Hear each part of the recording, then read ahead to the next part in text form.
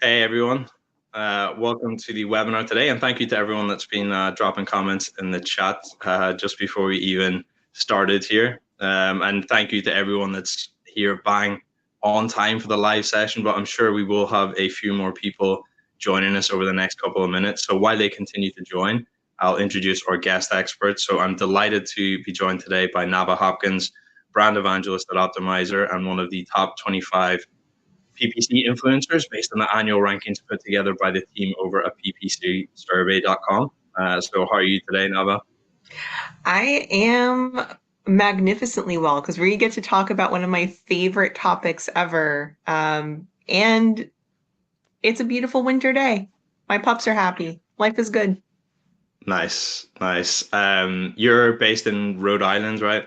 I am in Rhode Island. Ironically, the South in the US has it a little bit colder than we do. But yeah, it's pretty chilly. I think, what would it be? Actually, I'm not even going to try to do the conversion. I was because I'll get it very wrong. I think it would be like minus 14 or something like that Celsius. That's Yeah. freezing. Yeah.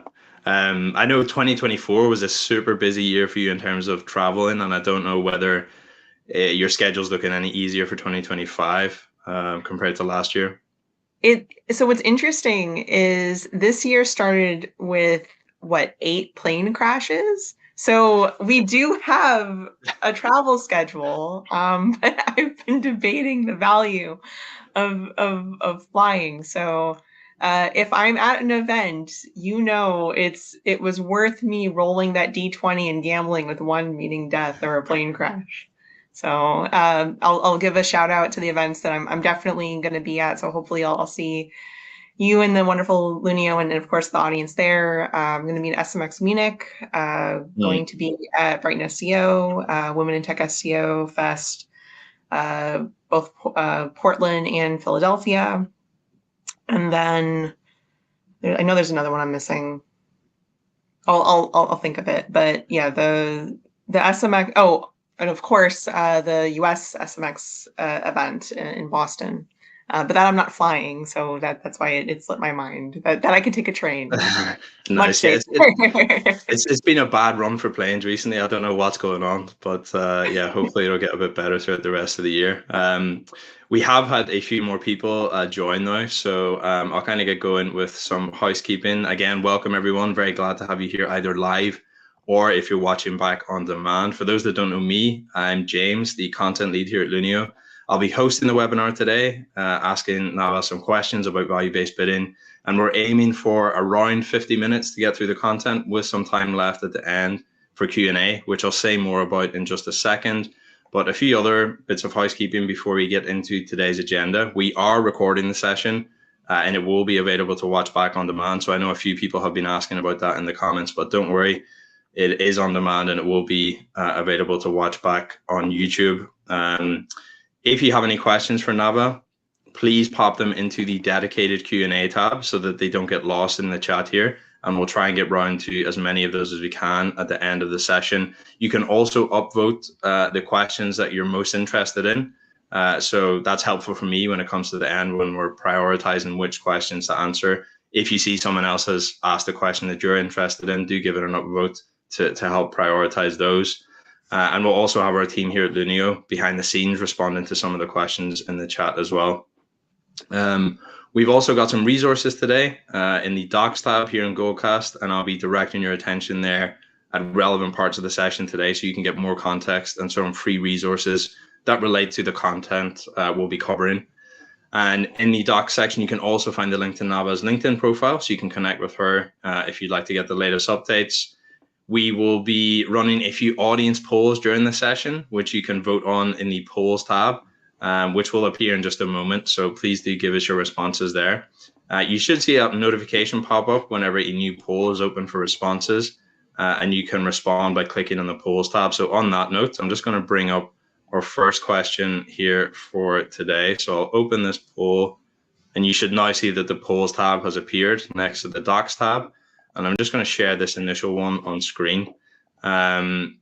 So This doesn't relate to the topic that we're discussing today, Nava, but it relates to Meta's recent move to relax their content moderation policy in response, well, some might say in response to Trump's election. We're not going to get into the politics of that today, as this is definitely not the forum for that, but we are going to consider the potential impact on its ad business. So the poll question is, do you think the content moderation policies by Meta will hurt its ad business? So Nava, what's your kind of initial take on that?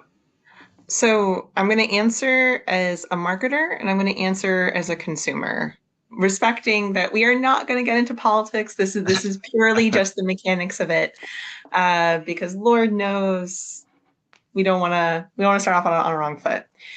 So first, as a marketer, Meta remains one of the most powerful channels for SMB marketers, for direct to consumer marketers. It is bar none one of the easiest ways to communicate with your consumers. With that said, I don't necessarily think that the people who are on Meta today are going to actually be bothered by seeing your ad next to whatever content that may or may not be agreeable. It is, however, on you and your brand's decision of whether you feel comfortable with it. So, for example, I saw an ad for a suitcase, and I saw it on both YouTube and on Meta, where the suitcase was being advertised as this most amazing travel, TSA approved, amazing suitcase. And then it was right smack in between conversations about the plane crashes. So like, why would you want your suitcase ad being right next to a story about suitcase crashes?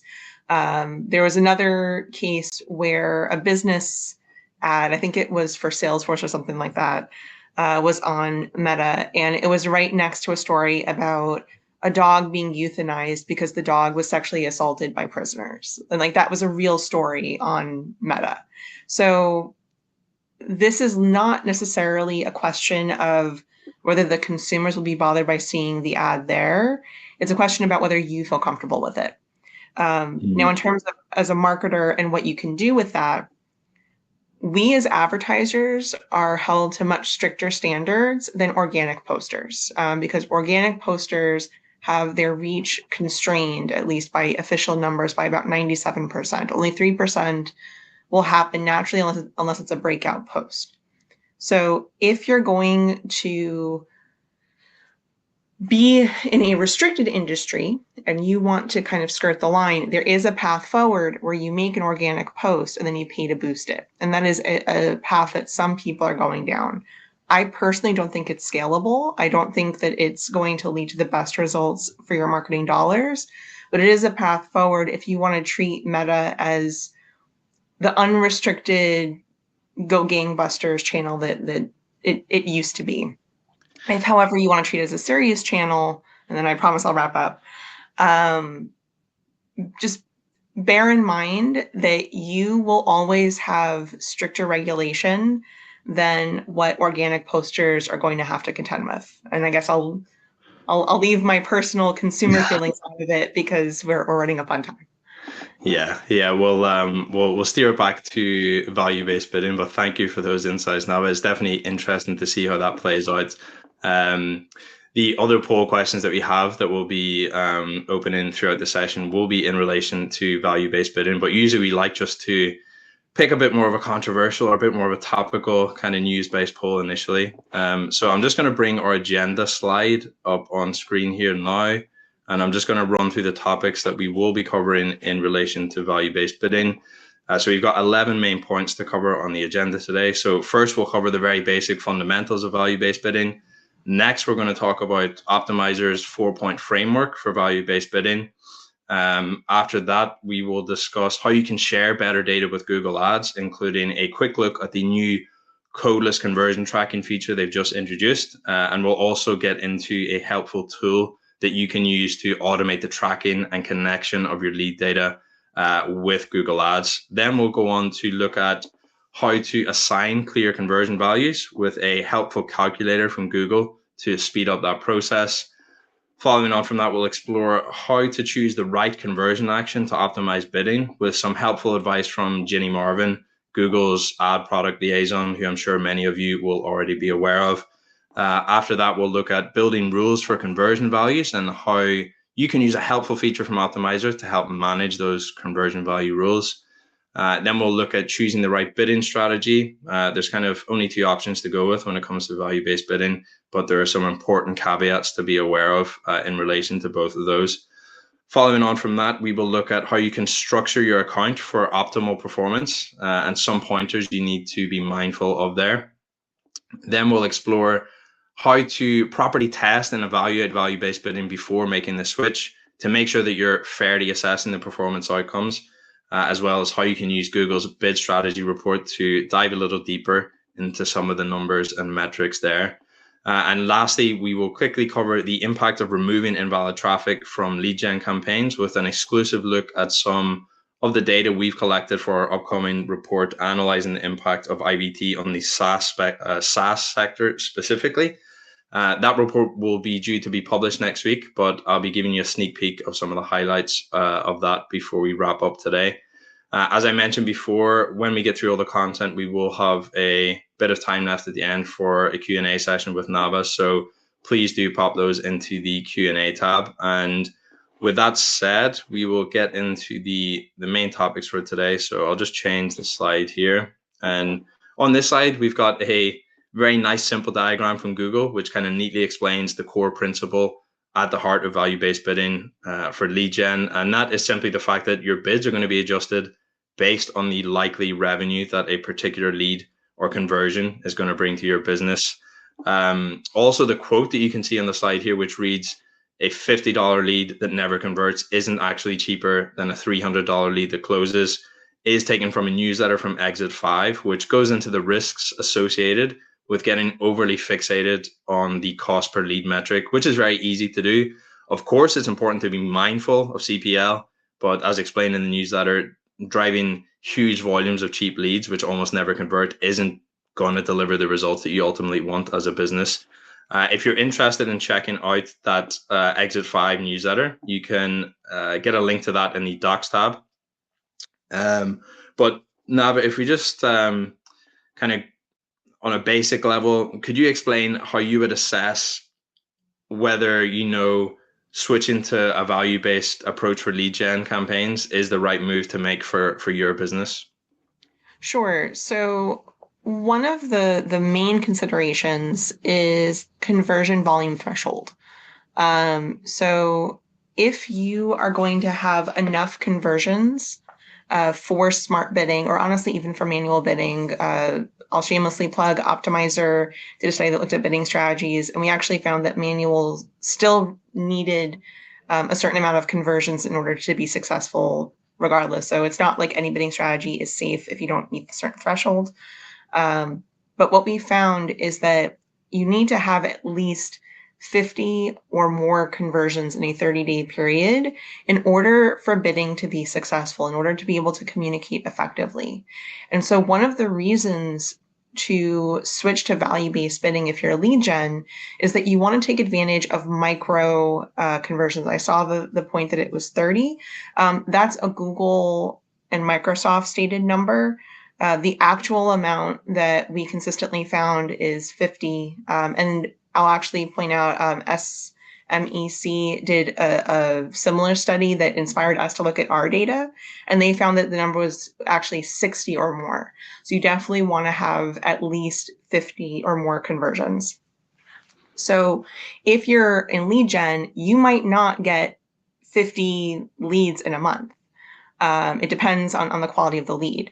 But what you could do is you can select specific actions that are on the path to conversion and give them different values using micro conversions and communicating to Google that way so that you hit that minimum conversions. You shouldn't report on each of those steps, but that is a reason that you might use values. The other reason to use values, candidly, is that conversion value bidding has an easier time communicating with the ad platforms than just gross volume of conversion bidding. And that's because you're actually telling Google or Microsoft, this is a more valuable customer to me than this one. I make more money off of this one. So connecting your CRM information, uploading those offline conversions can be very, very powerful. But in terms of determining whether it's a good step for you, the first step is to actually consider, do you know what your customers are worth? I find that a lot of businesses leap into digital marketing without actually taking that step to audit their own customers and find out, what is my average customer value? If it's a subscription, how long does my customer usually stay with me? Is my conversion rate better, worse, or the same if they come to me via a phone call versus a website versus something else? So all of these are going to be considerations. And if you have zero ability to get any of that information, then yeah, max conversions and net conversions is probably okay. But I would encourage everyone to try to make that step forward into maximize conversion value, because that's when you're going to be able to achieve really powerful results, because you're communicating in the language of the algorithm. Nice. Yeah, thank you for that, Nava. There's so many points that you touched on in your answer there that we're going to kind of get into in a bit more detail later in the session, but really helpful direction there in terms of making that initial decision whether, if this is right for you, and if not, the kind of things that you need to put in place to get to a position where it makes sense to make this switch. So to move on to the next slide, throughout this session today, we are going to be going through the different stages of this 4-point framework for value-based bidding put together by Optmyzr. So step 1 is sharing better data in the form of both online and offline conversions. Step 2 is assigning clear conversion values. Step 3 is building rules for conversion values in Google Ads. And step 4 is picking the right bid strategy based on your particular circumstances. And you can find a link to that article from Optmyzr in the Docs tab, which I recommend bookmarking because it complements and informs a lot of the things we'll be covering in the session today. And it's also just a useful resource to refer back to as you go about implementing this strategy. And before we move on, Nava, I just wanted to give a shout out to you and the rest of the team at Optmyzr, because you guys have consistently been publishing some of the best content in our space for years now. And I know you personally have made a big effort to create and share more original research, more data-driven pieces, which I know are very labor-intensive to create, but they really do deliver valuable insights to the wider community. So thank you for that, Nava. It's a delight and an honor to be able to contribute, and I'll give you all the sneak peek that we're actively working on 2 really interesting studies. One is on low budget, low volume accounts and the mechanics of those. And kind of what subtleties are there, and then also looking at Microsoft versus Google PMax. So keep an eagle eye out on Optmyzr's channels for those. Nice, that PMax one is going to be interesting for sure. So starting out with step 1 of the framework, sharing better data, and in this context, we're thinking specifically about online conversions. Before we get into the details as they relate to value-based bidding, I first just wanted to highlight this new codeless conversion tracking feature from Google Ads, which was summarized nicely by Thomas Etchell in the post you can see on the slide here. You can find the link to Thomas's original LinkedIn post in the Docs tab for the implementation details, but in essence, you can now create a new event that can be detected by your Google tag without adding any code to your website, which in principle could be very useful for value-based bidding. Nava, I just wanted to ask, have you used this feature yet? Have you tried it?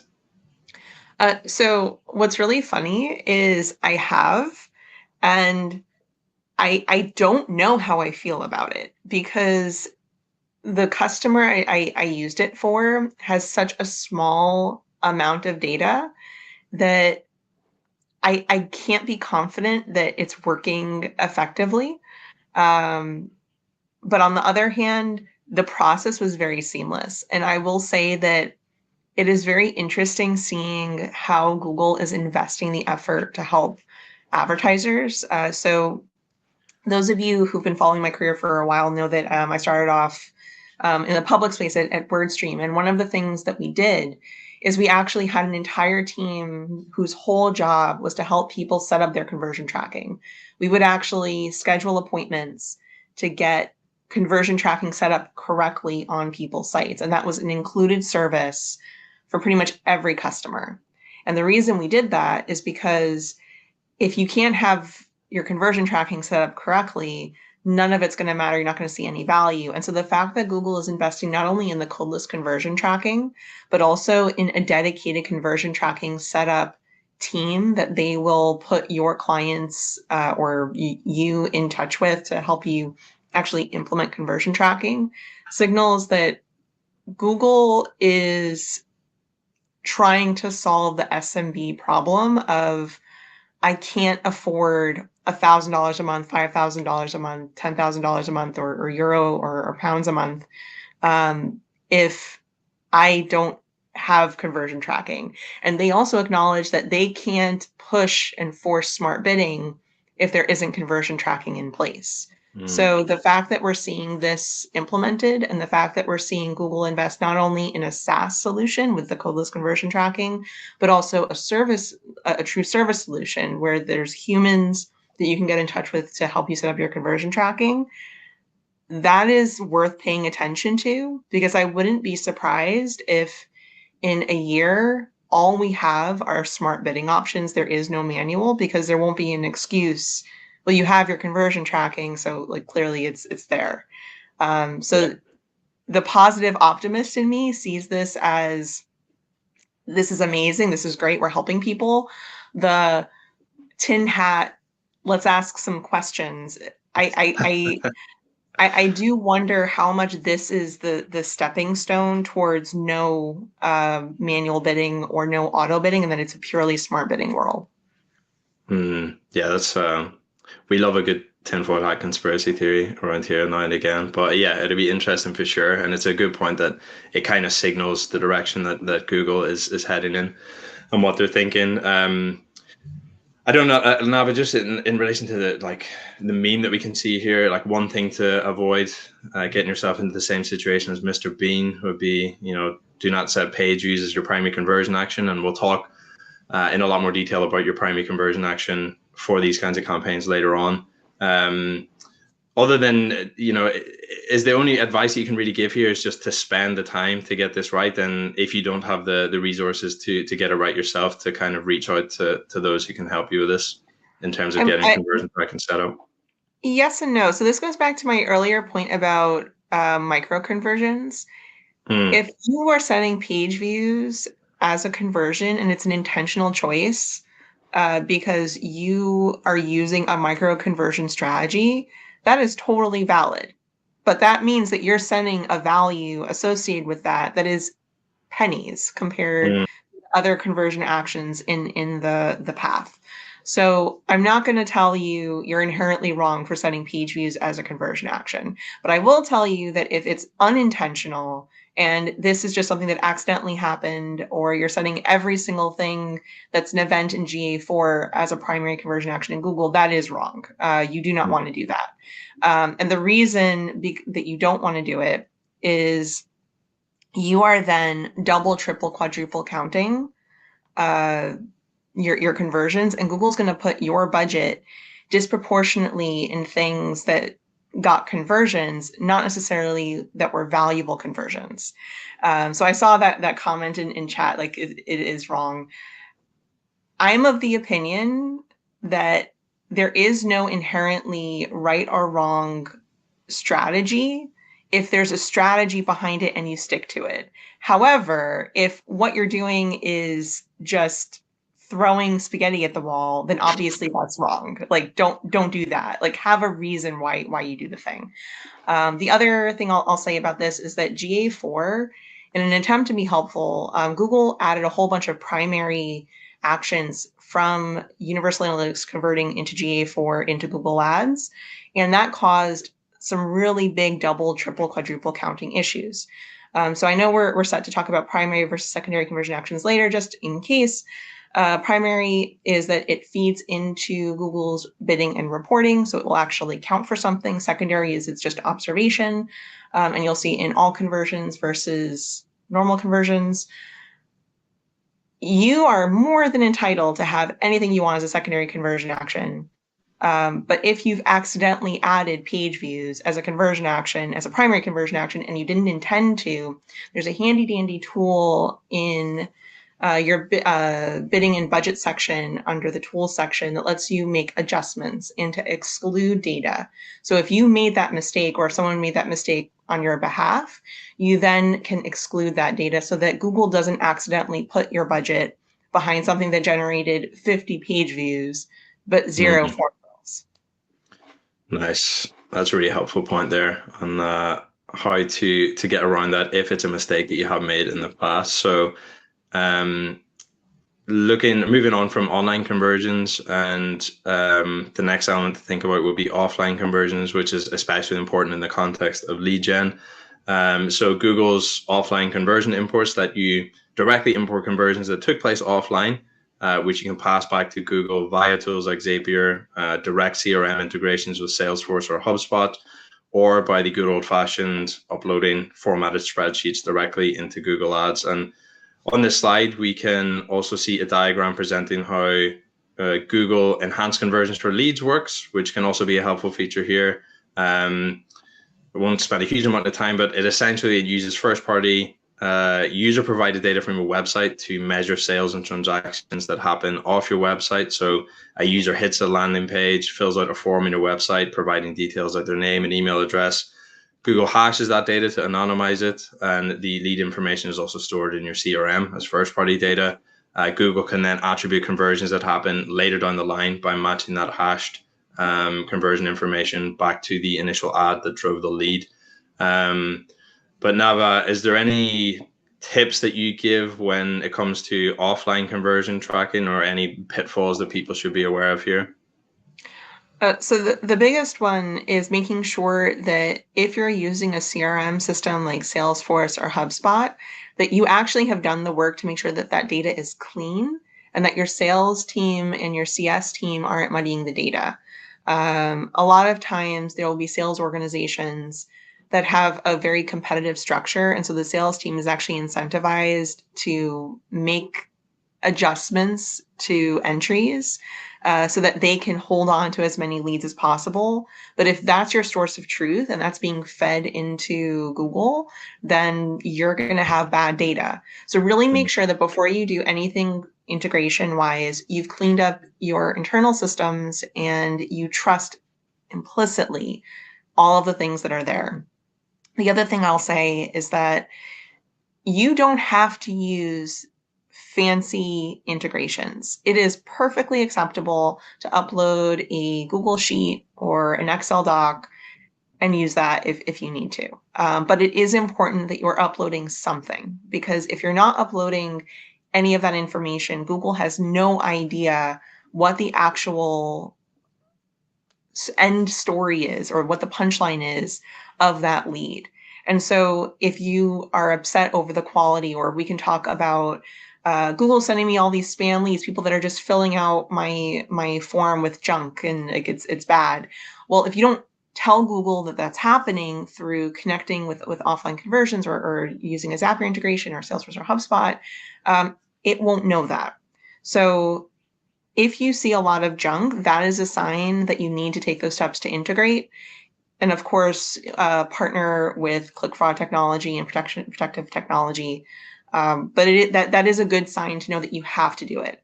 It is technically optional, but I would say that most organizations should at this point connect their CRM information or their lead gen information. Nice. Yeah, it's a great point about just being mindful of the different people that are in your CRM and the implications that can have for the information that you're feeding to Google. So just in the interest of time, I'm just going to move on to talk about a tool which when I was doing some research online in relation to value-based bidding, multiple different sources, I came across this tool, What Converts, which I must admit I hadn't came across it before, but from the research that I've done, it seems to be very useful for automating the tracking and connection of your lead data to Google Ads.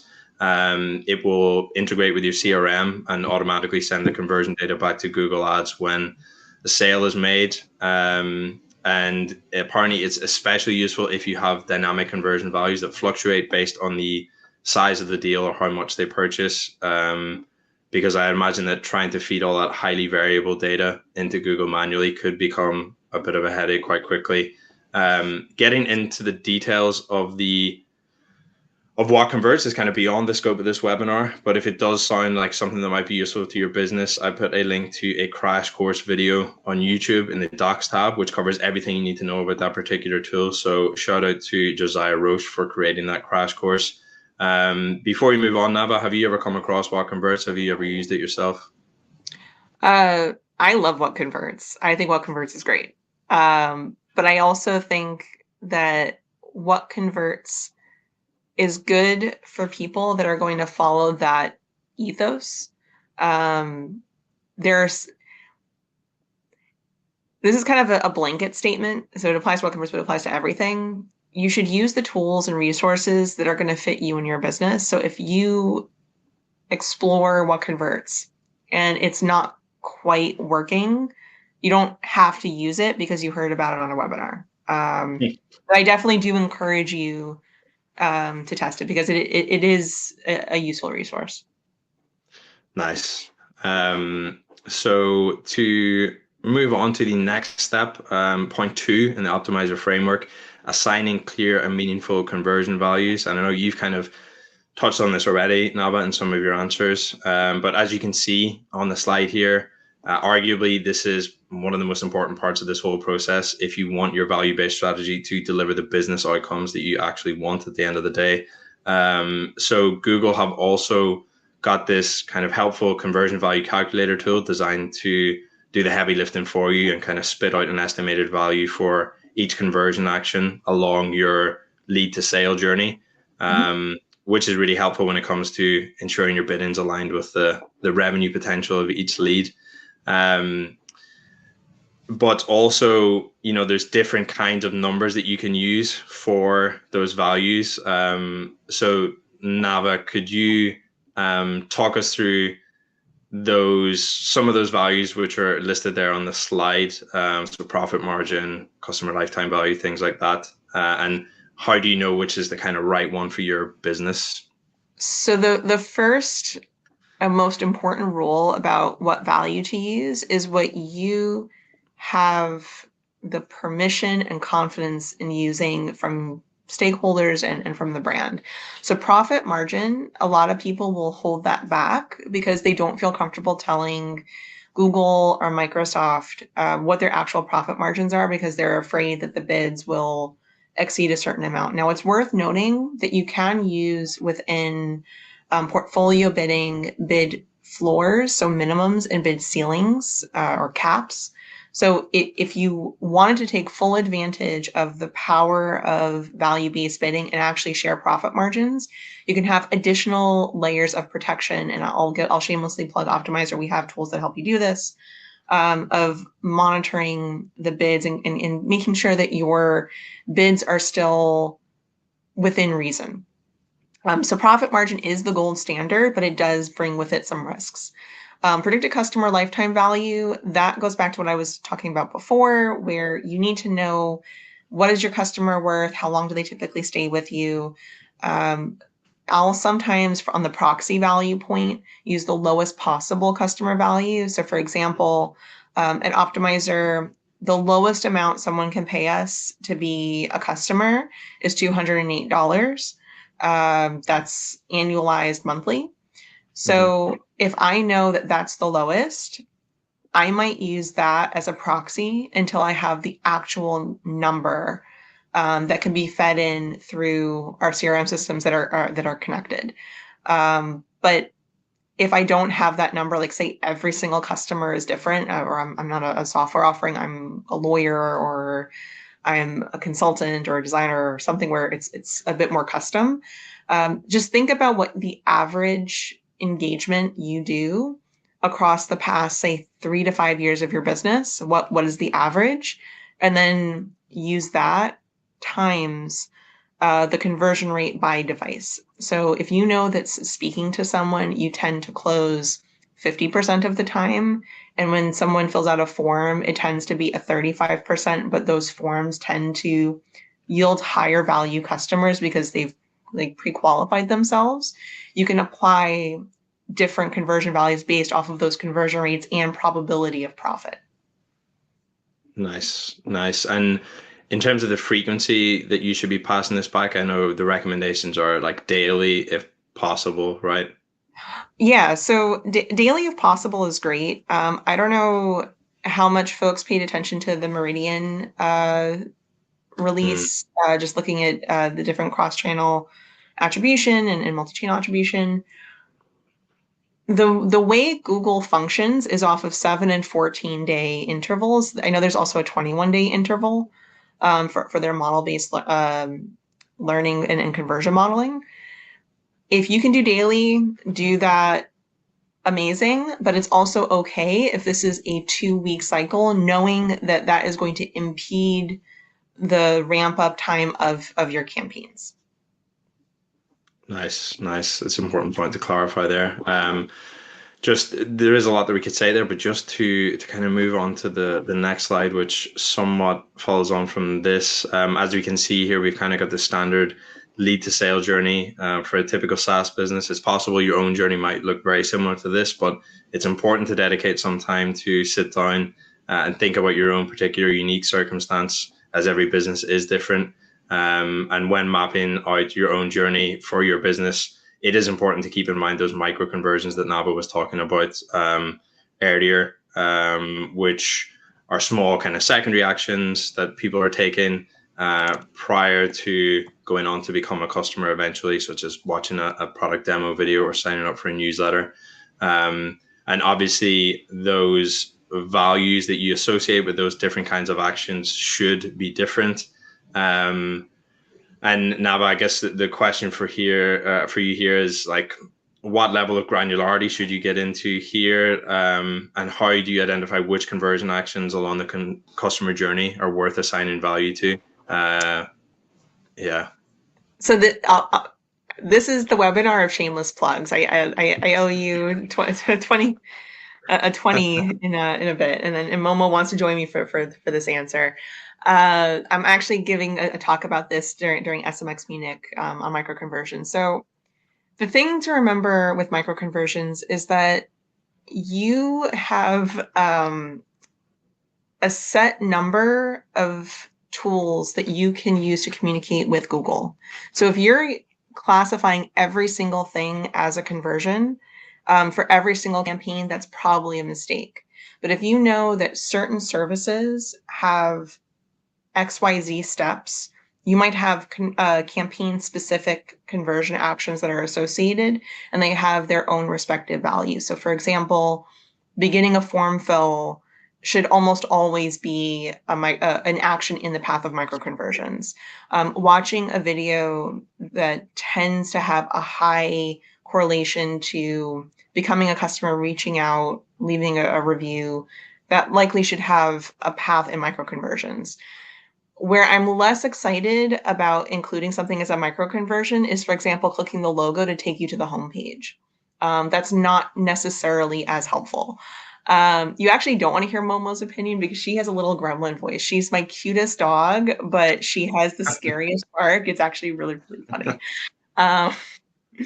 But one of the things that's also interesting about the MQL versus SQL conversation is different brands are going to have different thresholds for MQL to SQL. So for example, some brands will be perfectly fine with, I attended a webinar, or the person attended a webinar, they're instantly an MQL. Totally fine. Other brands will say, well, you attended a webinar, but are you actually in any sort of way associated with my target market? So for example, there might be students attending this webinar. I don't know that students technically should be considered MQLs, even though they are just as valid, wonderful recipients of knowledge. And someone being an SQL also, it's debatable. Like there are times when someone could be an MQL forever because they're never going to have the budget to buy the thing. So micro conversions are just as much about understanding what makes someone go from MQL to SQL as they are about the individual customer journey on the landing page. Nice. I'm just mindful of time here, so I'm gonna go through a few slides quite quickly. So as I said in the beginning, there's some official advice from Google here when it comes to choosing the conversion action to optimize bidding. They recommend choosing a single stage of the customer journey for bid optimization, preferably an event close to the end that generates at least 15 conversions per month with a manageable conversion delay. This advice is actually taken from a helpful mini series put together by Ginny Marvin and the team at Google Ads, all about value-based bidding for lead gen. I think there's 4 or 5 parts in that video series. Each video is quite short. It's worth having a look through. You can find the link to it in the docs tab. But Navah, I have a few questions for you. I'd like to clarify about this. Firstly, like, are you in agreement with these kind of broad guidelines from Google here, or is there anything you'd push back against? So what's really interesting is that on a holistic level, I do agree with their approach, and I agree with it because they're the ones that built the system. So when you get a manual of how to use a thing from a tool, on a holistic level, you can agree. Where I disagree is I don't think it's reasonable with the amount of data third-party sources have come up with for them to still stick with the 15 conversions per month. And to be fair, I have a gripe with all ad platforms that do this, that try to say that 15 conversions in a month is anywhere near enough to use smart bidding. Ironically, as much as I may dislike them as a consumer, Meta is the only one that's really upfront about it. Meta back in, I think it was 2017 or 2018, gave a keynote at HeroConf where they specifically said you need 50 conversions in a 7-day period, not 30 in 7 days. And so you have to start thinking about what are the actions I can tag as a conversion so that I get to maintain my relevancy. So when it comes to the broad stroke guidelines of value-based bidding, optimizing your bidding strategies, I would take Google Ads as guidelines. I wouldn't take them as here's hard gospel for what will work for you and your business, because ultimately what Google is going to know really, really well is their systems. What you're going to know really, really well is your business. And sometimes your business is not going to align with the systems that Google or Microsoft or Meta or Amazon or LinkedIn or Snap or Pinterest or any ad platform have in place. So that's where it's important that you as a marketer or as a brand who hires marketers can adapt to what your business needs are and know those values so that you can then have your marketers, have your team come up with a plan that uses the tools at their disposal with their set rules of engagements and adapt them to fit your business. Nice. So yes, a little pinch of salt with the recommendations, and taking into consideration what you know about your own business is solid advice. I'm just going to very quickly plug. It feels like a shameless bit of self-promotion here. I just wanted to let people know about the Paid Media Lab podcast we've launched at Lunio.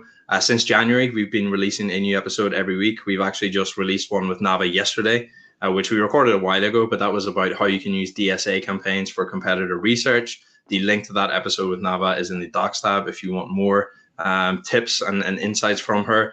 And Navah, you mentioned in that episode that strategy in relation to DSA campaigns is something that people should try sooner rather than later, because Google could well remove that functionality from us later this year. Is that right? I don't know if and when they'll remove it. Like there's been the threat of DSA going away, honestly, since PMAX came about, and DSA persists. The fact that Google released guidance that how easy is the site to navigate is going to influence your ad performance, and that directly is going to impact DSAs. makes me think that DSAs might have more longevity. But this is one of those things that take advantage of the free tools for as long as you can, just so that you're taking advantage of free tools. Because there is no reason, in my opinion, to pay for an advanced competitive intelligence tool if you can get it for free. 100%. And the other episode that you can see on the screen here with the QR code is with Scott Carruthers, Director of Paid Search at Journey Further here in the UK. And that's actually directly relevant to the webinar today. He talked us through the value-based bidding strategy he and his team used to drive a 31% surge in bookings for Boots Hearing Care here in the UK, while simultaneously reducing CPA by 20%. So if you want a real-world example of what's possible by implementing a value-based strategy, it's well worth checking that episode out. As I mentioned, we're releasing new episodes every week at the moment, and you can subscribe on YouTube or on Spotify if you prefer to listen to get them as soon as they're released. And with that said, we will quickly, just mindful of time, Navah, so we'll try and go through a few of these slides as quick as we can, and then we might skip a couple towards the end just to leave some time for the Q&A. But this is the third point in the framework from Optmyzr, building conversion value rules. Navah, could you very quickly just explain what conversion value rules are in Google Ads and how you should use them as part of a value-based strategy? Yeah, so conversion value rules are going to be you adjusting how different values are associated and communicated to Google based off of the types of conversions that they are. So for example, if I know that a lead comes through mobile and it's worth 50% or it has a 50% more likelihood to convert, I might make it a more valuable conversion-based value rule rather than necessarily an action with all of that baked in. So it's a way to be a little bit more dynamic. And one of the nice things about Optmyzr and Optmyzr's rule engine is that it can take that step further. So if for those of you that aren't familiar with Optmyzr, it's an if this then that. If you dream it, you can make it rule engine that will either make changes on your behalf or alert you to a potential that you can then make the change yourself. It runs across Google, Microsoft, Meta, and Amazon. And I will say that one of the questions we get a lot about rule engine is what's the difference between rule engine versus the free resources within Google? And the long and short of it is that third-party insurance. So when you set a value-based rule within Google, or if you set anything within Google or any ad network, you are relying on that network to deliver for you on your behalf with the information you're sharing. And sometimes Google breaks. There were, I think, 4 or 5 major outages last year that caused issues that caused people to either spend inappropriately or just have no serving at all, or reporting was bad. And so having that third party, whether it's Optmyzr, whether it's your own scripts that you create for free, it's a level of protection. So I think when you're thinking about value-based rules, especially, it's important to have a human involved and not just fully rely solely on the AI. But that doesn't mean not trusting smart bidding. It just means that you should have some degree of human intelligence baked into how you're communicating with the ad platform. Nice. Yeah. And there's a lot of different helpful tools within Optmyzr that kind of relate to many of the points that we're discussing today, and the rules engine is one of those. To move on just to the fourth and final point of the framework, which is choosing the right bidding strategy. On the slide, we can see the stat from Google, which says that lead gen advertisers who implement value-based bidding see an average 14% increase in conversion value at a similar return on ad spend. And as I said at the start, there's kind of 2 main options when it comes to smart bidding here. So you've got maximize conversion value, and probably the more commonly used maximize conversion value with a targeted ROAS. So my first question to you, Navah, is when might you want to use maximize conversion value without a target ROAS? So I'm actually just going to answer this all in one because time. Yeah. When you set targets, that's you communicating that you're okay with more volume at the expense of cost, or less volume, but it's more profitable volume.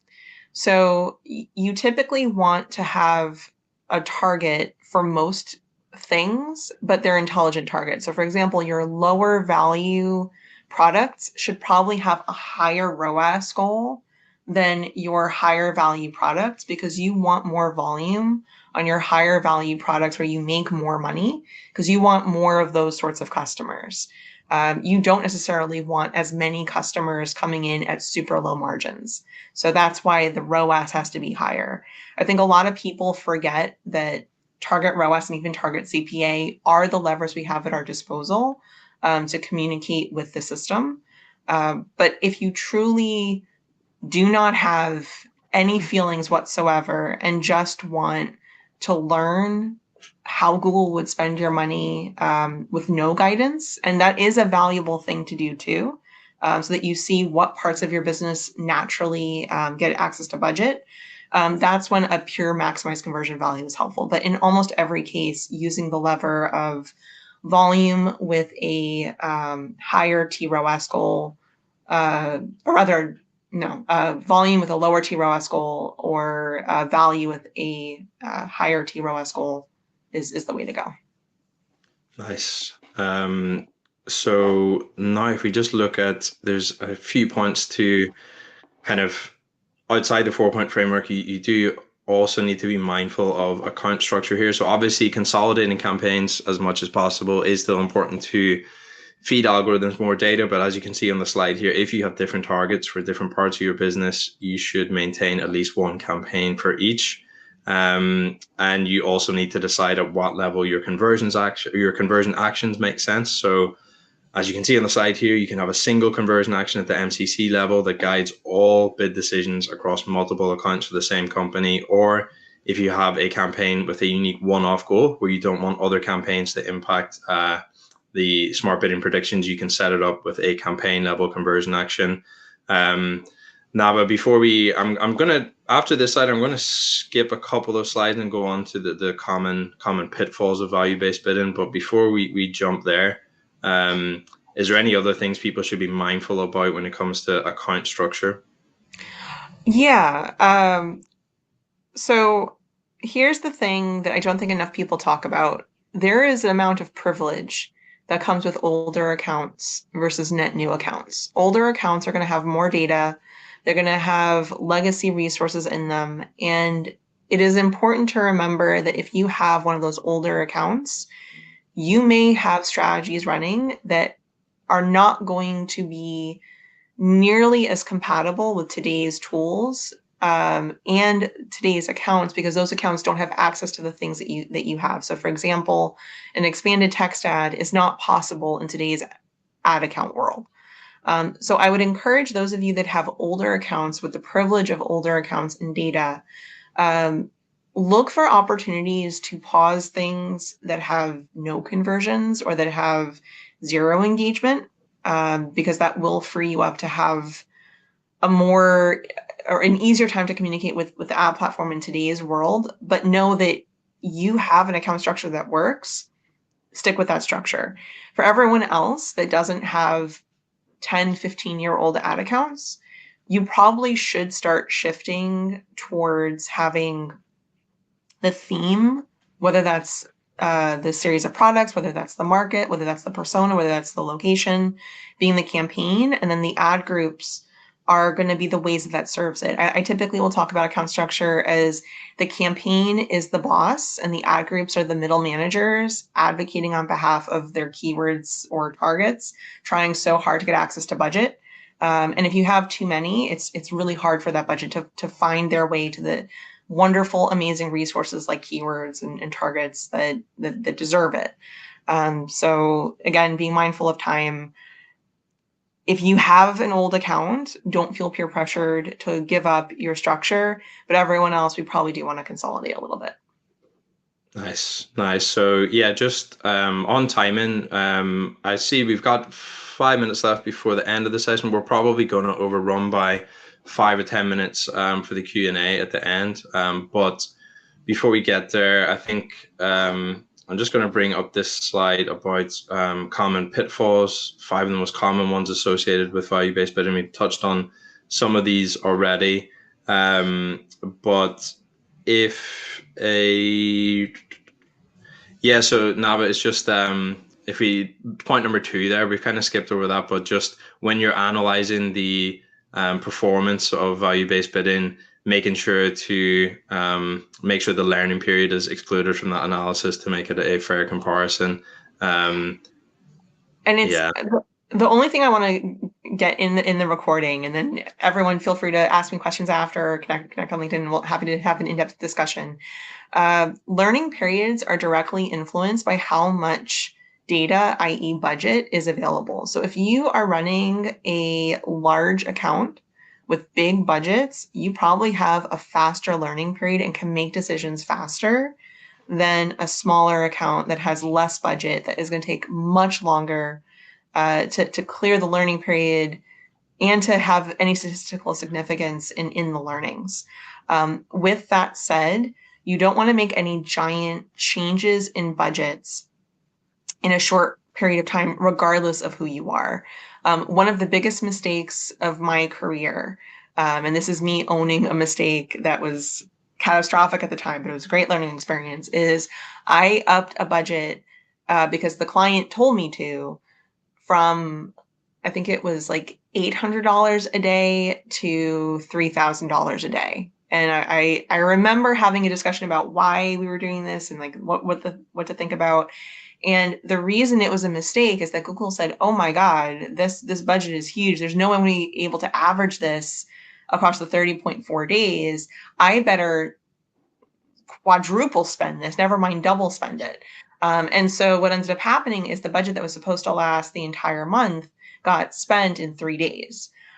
So I would encourage people to not only limit the amount of critical analysis you're applying to your account structure during learning periods, but also be mindful about when and how much you are changing your budgets when leveraging any form of smart bidding, for sure. But even in general, it's important to remember that Google averages your daily spend across 30.4 days, and major shifts in budget are going to cause some serious chaos. Nice. Thank you, Navah. And as I said, we're going to run over just by 5 or 10 minutes. But before we get onto the Q&A with Navah, as I mentioned in the beginning, I just wanted to give people an exclusive sneak peek at the data we've analyzed for our upcoming report on the impact of invalid traffic on the SaaS sector, due to be published next week. So do keep an eye out for that. This is actually our second industry-specific report. Late last year, we published a similar report looking at the impact of invalid traffic across the financial services sector, including insurance, retail banking, and investment banking. If you'd like to download a copy of that, you can find the link to it in the docs tab. But to come back to the SaaS industry report, we took a representative sample of 59 million clicks across 38 SaaS customers over a 12-month period from January 2024 to December 2024. The average CPC across that sample was $9.17. And we also found that the average invalid traffic rate for the SaaS industry as a whole was 7.62%, which is significant. And of course, we did see some extreme outliers in the data as well, as you often will. For example, one campaign within our sample had an IVT rate of more than 77%, which shows the extent of these inefficiencies that bot traffic can create in the worst cases. Of course, most campaigns had an average rate of less than 10%, but even that translates into meaningful amounts of wasted spend over the course of a year. And while it's impossible to bring your invalid traffic rates to 0%, just due to the rapid proliferation of bot activity online, which incidentally is being made worse by large language models, by ChatGPT, meaning it's easier than ever to code these kinds of automated scripts.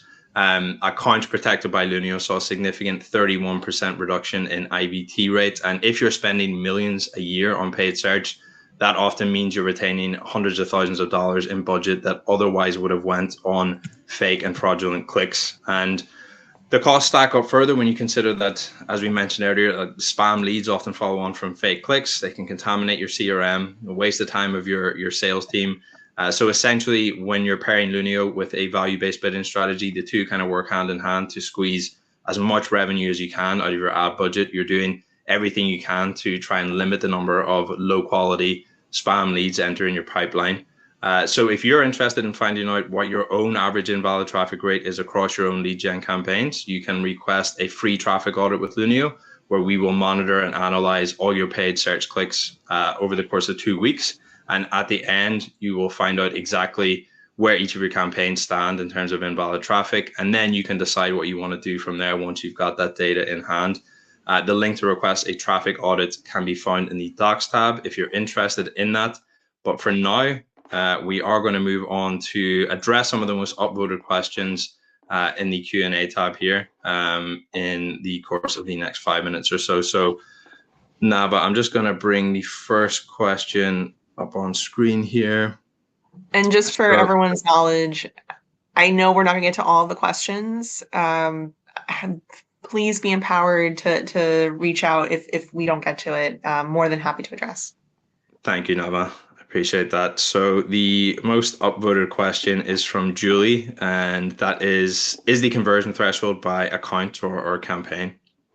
Sure. So officially, it's going to be account. However, I have seen better performance when you apply that threshold to campaigns. Additionally, and this is important, there are certain campaign types that are going to have high conversion aptitude, i.e. branded. And so by running a branded campaign, you can create a halo effect for all of your other campaigns. So if you're struggling to hit your conversion threshold, I highly encourage running a branded campaign, if for no other reason than just to have that halo effect. Never mind removing the false positives from your non-branded campaigns and having a sequestered spot for that budget. Nice. Thanks, Navah. And so we move on to the next question here. We've got from Theodore. How many conversion actions do you find is the sweet spot with value-based bidding when you target these in one campaign, each having a different conversion value assigned? So I typically don't like to go more than 3 unless I really have a specific reason for 4 or 5. 5 is my absolute limit. If I'm going more than 5, odds are I'm making it too complicated. And if I'm making it too complicated, Lord knows Google's going to struggle, because this is important to remember. Google, and to be fair, Microsoft as well, are telling us to simplify our account structures so that their AI can benefit and do better.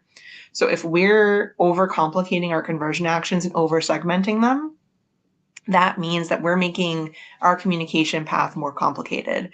One of the reasons I actually like YouTube Shorts or like TikToks and Snap and like all these short form videos is that it forces me, clearly I like to talk, to say my thing in a much more concise way and just get to the point. So that's the rule of thumb with conversion actions. Get to the point of the most important ones, but be empowered to have 3, at most 5.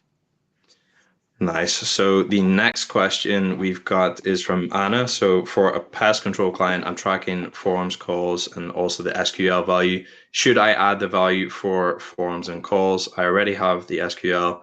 Now my bidding strategy is target CPA because I need the volume. Should I be doing target ROAS instead?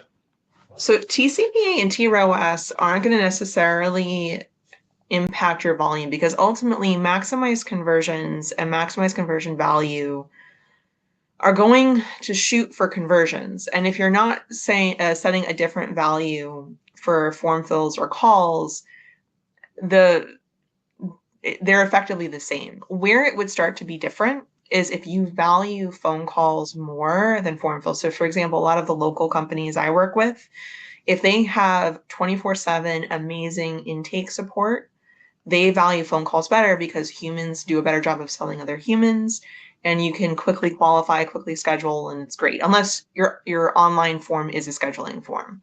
On the other hand, form fills can be really helpful if you find that a lot of people call you and they're not really ready or they're wasting time. So if you'll have that team ready to take the call, the phone call should likely have a slightly higher value than your form fill. If you do a better job when you pre-qualify with information from the form fill, then your form fill should have a slightly higher value. But if the question is switching from TCP to TROAS, I would only do that if you are going to, in fact, apply different values to phone calls and form fills. Otherwise, you're not really achieving very much of anything. Nice. So our next question is from Albert. Do you recommend value-based bidding for industries that don't have fixed margins on their services, home services like HVAC, roofers? Can it still work if we provide an average job value as a static value? Yes. So unequivocally, yes, I still recommend it regardless of fixed margins. The thing is, TROAS and maximize conversion values is an easier way for Google to understand you and your business. So when you set a goal of, I want my lead to come in at this price, that deprives Google of understanding what makes this person valuable to you. Is it because they went to these sites? Is it because they had called other businesses before, because they can tell that with the different Google call numbers? You're just focusing on this random conversion. But if you're leveraging maximize conversion value and you're feeding in who's converting, you're then giving that much more information. So unless you truly don't feel comfortable with maximize conversion value and setting something, you should use maximize conversion value, in my opinion. The other reason why I feel this way is that when we looked at the data and we looked at several thousands of ad accounts, maximize conversion value almost always won compared with maximize conversions. The only time it did less than perfect was when manual did well, or of all things, maximize clicks with a bid cap was in the arena in consideration.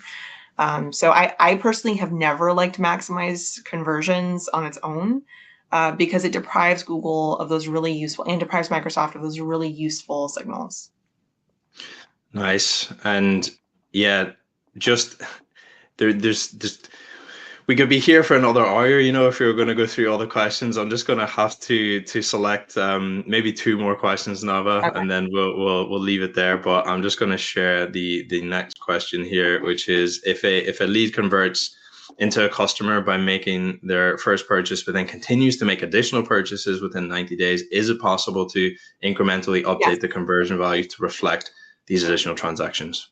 Yes, you have to connect your systems, but it absolutely is possible. There are a lot of systems like Shopify that have those built-in integrations that it's very easy to do the pass-through. And we didn't talk very much about Zapier, but Zapier absolutely is another way to pass through those more complicated conversion values.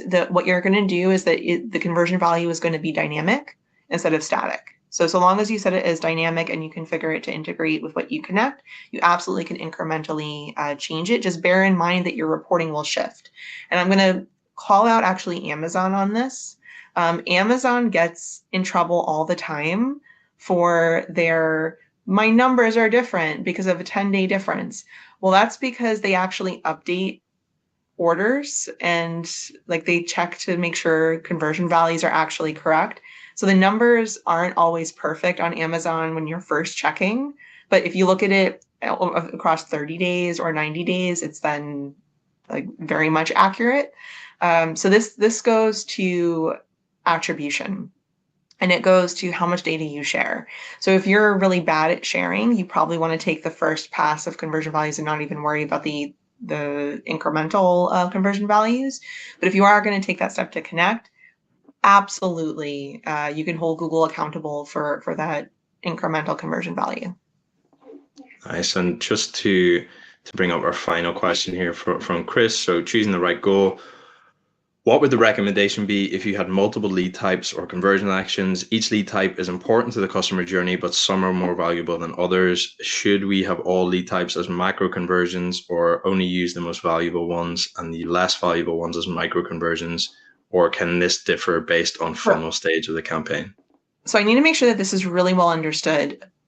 In Google Ads, there is no such thing as a micro or macro conversion. There are primary and secondary conversions. A primary conversion will impact your bidding and reporting. A secondary action will just be observation.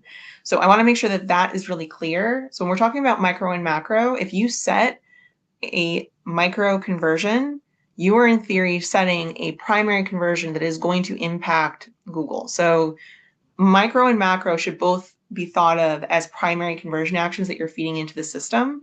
The difference is micro conversions are steps on the path. So you intentionally set the conversion values as less, but rising in value and importance.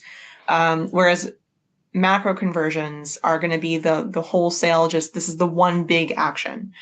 So if you are a business that consistently hits 50 plus conversions in a 30-day period, there's likely zero reason for you to worry about micro conversions. Just have your major conversion actions, keep life simple, be happy, roll in those conversion actions. If you're not, though, that's when it makes sense to start to experiment with them. But it is really important on reporting that we are honest about what has happened. So for example, I had a client that set up micro conversions. This was a consulting client. But the agency that was working with them was reporting to the client the micro conversions as actual conversions. So they're like, this doesn't make sense. The agency is telling me we're doing great, but I'm seeing nothing.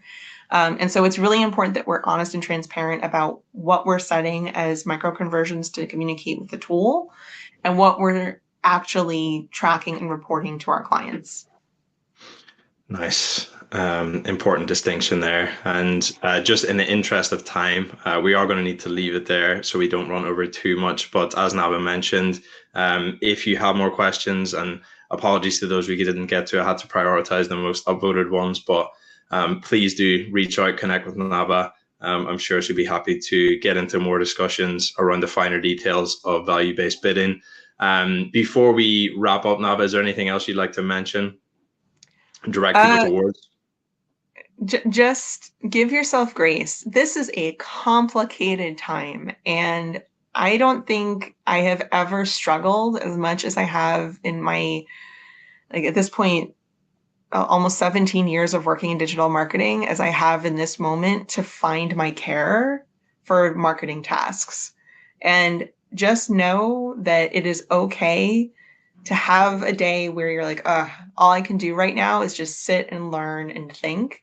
I can't really do very much because I'm not sure what I'm going to do. And there are other days where it's totally fine to have I am a superpowered, amazing force for good, and I'm going to get it all done. Just give yourself that grace and remember that there are resources out here like Lunio and the amazing James and all of his amazing podcasts to give you that guidance. Thank you, Navah. Yeah, guys, if you're interested to hear more from Navah, more from our guests that have been on the podcast, please do check that out. If you have any questions for us at Lunio, you can contact us directly via hello@lunio.ai. As I mentioned before, if you're interested in figuring out what your own current invalid traffic rate is across your campaigns, you can do so via the link to the traffic audit request in the docs tab. And lastly, big thanks to everyone here live tuning in and asking questions and keeping the chat active, and also anyone that is watching this session back on demand. I hope to see you again in our next webinar, which will be at the end of March with our guest expert, Silvio Perez, founder of Ad Conversion. But for now, take care, everyone, and all the best with your lead gen campaigns. Thank you.